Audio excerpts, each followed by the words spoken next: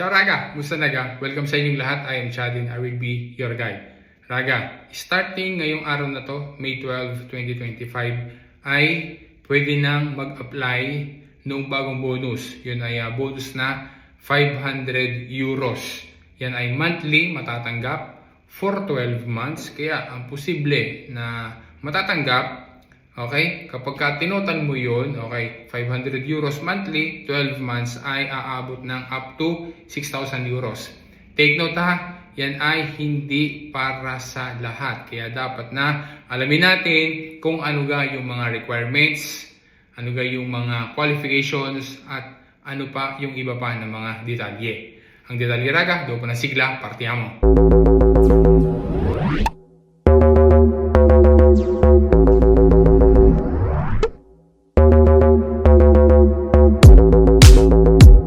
Mula sa araw na to, May 12, 2025, ay pwede nang mag-present ng application para doon sa bagong bonus na 500 euros. Gaya ng nabanggit na kanina, yan ay for 12 months.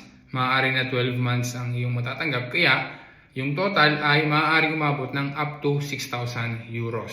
Okay? Ang application ay hanggang December 31, 2025, pero ang konsilyo ay mag-apply na, okay? Mag-file na ng demanda prima posible as soon as possible dahil limited lang yung budget para sa bonus na yan, kaya first come, first serve.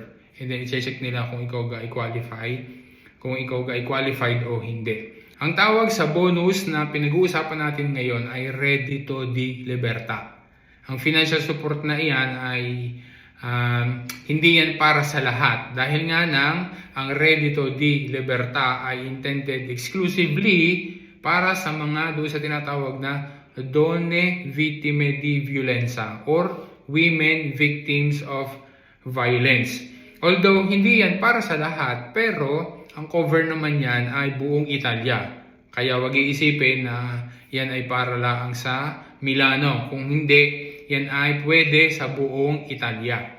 Ano ang mga requirements? Una, gaya ng ating nabanggit na kanina, ay dapat na donna na vittime di violenza. Parehas na pwede kahit na siya ay single man or mayroong figli minori na carico. Dapat ay residente dito sa Italia. Pwede na mag-apply yung mga Italian citizens, pwede rin yung mga EU citizens, at pwede rin kahit na non-EU citizens, basta kailangan lang ay holder ng valid na permesso di soggiorno. Dapat din na nandoon sa tinatawag na economic difficulty. Hindi mo lang yan basta sasabihin, kailangan din na yan ay attested ng isang assistente sociale pubblico or public social worker. Dapat din na ang aplikante, yung babae, ay in carico siya or sotto ng isang akreditato na Servizio Sociale Territoriale. Ang mga aplikante ay kailangan na magkumpila ng modulo na gaya na rin. 3 pages yan at ang link ay inilagay ko sa description para kung gusto mo ng kopya, i-click mo lang yung link.